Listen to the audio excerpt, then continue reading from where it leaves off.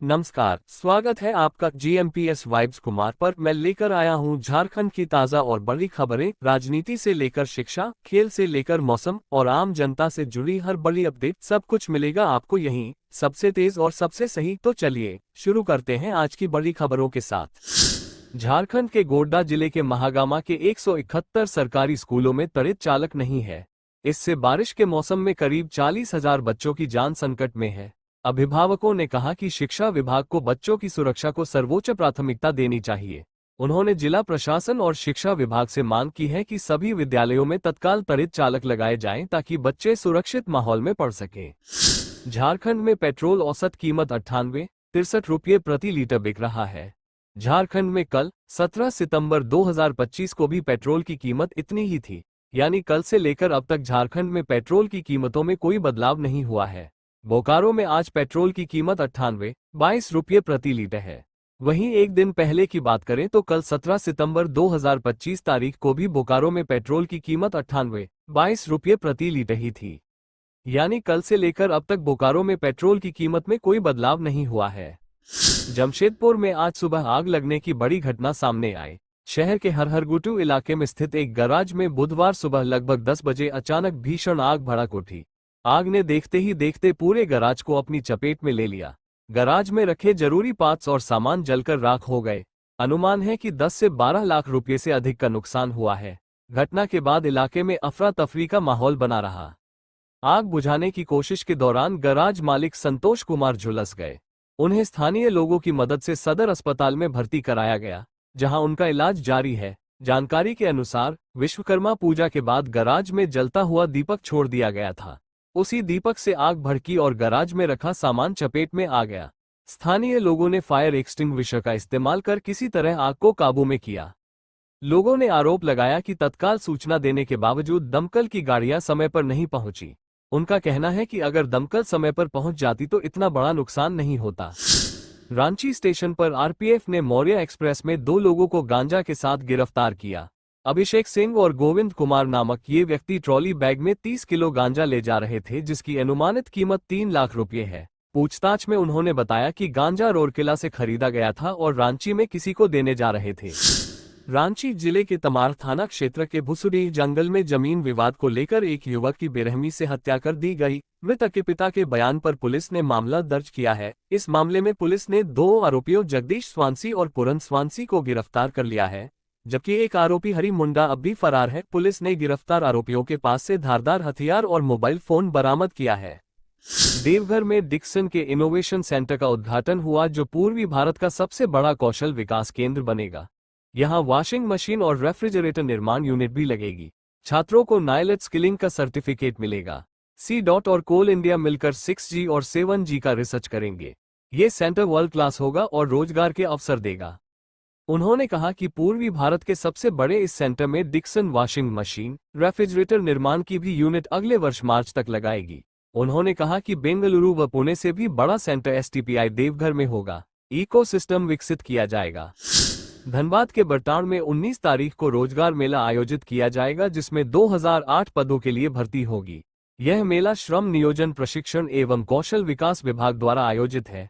Non matric से लेकर उच्च शिक्षा प्राप्त युवाओं के लिए 9,000 से 40,000 तक की नौकरियां उपलब्ध हैं। इस बार विदेश में नौकरी के अवसर भी मिलेंगे, जिसके लिए नियोजनालय में पंजीकरण आवश्यक है।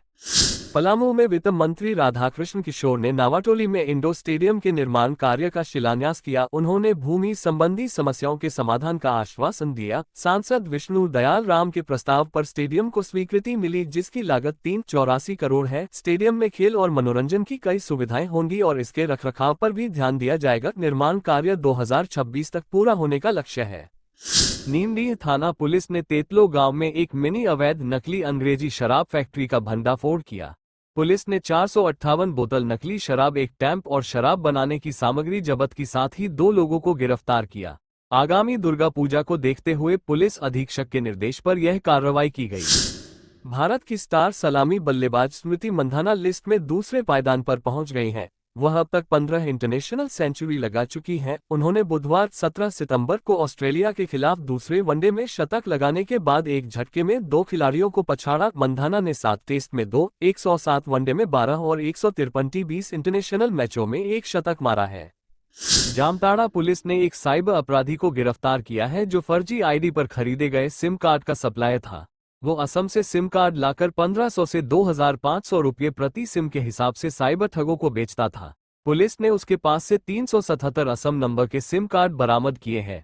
आरोपी के खिलाफ पहले से ही साइबर ठगी का मामला दर्ज है। अखिल भारतीय विद्यार्थी परिषद (ABVP) ने कोल्हान विश्वविद्यालय में विभिन्न मांगों को लेकर 6 घंटे तक तालाबंदी की। कुलपति समेत कई अधिकारी अंदर ही रहे। छात्रों ने 20 सूत्री मांग पत्र सौंपा, जिसमें शैक्षणिक सत्र को दुरुस्त करने, पेयजल की सुविधा, पुस्तकालय और परीक्षा केंद्र को 10 किलोमीटर के दायरे में रखने जैसी मांगें शामिल थीं।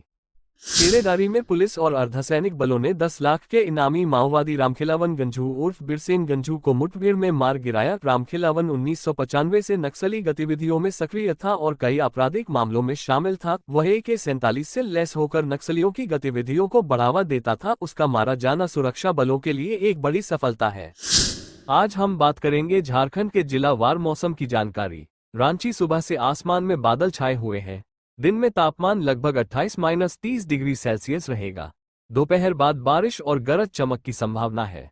बोकारो सुबह का तापमान करीब 25-26 डिग्री सेल्सियस रहा। दोपहर में तापमान बढ़कर 32-33 डिग्री सेल्सियस तक जाएगा। 2 से 4 बजे के बीच बारिश और बिजली कड़कने की संभावना है। जमशेदपुर आसमान में बादल, तापमान करीब 30-32 डिग्री सेल्सियस। शाम तक हल्की बारिश और गरज चमक की उम्मीद। रात में तापमान घटकर 24-25 डिग्री सेल्सियस तक आ सकता है। धनबाद, गिरिडीह, देवघर और जामताड़ा इन जिलों में येलो अलर्ट जारी किया गया है। तेज हवा 30-40 किलोमीटर घन और हल्की गरज चमक के साथ बारिश हो सकती है। अन्य जिले हजारीबाग, दुमका, पलामू, गोड्डा आदि ज्यादातर जिलों में बादल छाए रहेंगे। कहीं कहीं हल्की बारिश और बिजली कड़कने की संभावना है। तापमान दिन में 30-32 डिग्री सेल्सियस और रात में 24-26 डिग्री सेल्सियस रहेगा। वार्निंग साइन मौसम अलर्ट। झारखंड के कई जिलों में आज गरज चमक और तेज हवाओं का अलर्ट है। लोगों से अपील है कि खुले मैदानों और पेड़ों के नीचे खड़े न हों, सुरक्षित स्थानों पर रहें और यात्रा करते समय छाता या रेनकोट जरूर साथ रखें। झारखंड सरकार की मैया सम्मान योजना के तहत राज्य की लगभग 50 लाख महिलाओं के खातों में सितंबर माह की 2500 रुपए की राशि ट्रांसफर की प्रक्रिया शुरू हो गई है। ये राशि दुर्गा पूजा से पहले लाभार्थियों के खातों में पहुंचने की संभावना है। अक्टूबर माह की राशि भी दीपावली से पहले जारी की जाएगी। सामाजिक सुरक्षा निदेशालय ने सभी जिलों को नवंबर माह तक के लिए राशि आवंटित कर दी है, जिससे भुगतान की प्रक्रिया सुचारू रूप से चल रही है।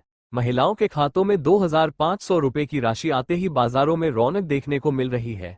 गांवों से लेकर शहरों तक, छोटे बाजारों से लेकर बड़े मॉल तक महिलाएं कपड़े, जूते और स्टाइलिश गहनों की खरीदारी कर रही हैं। त्योहारों के मौसम में ये योजना महिलाओं के लिए एक खुशखबरी साबित हो रही है।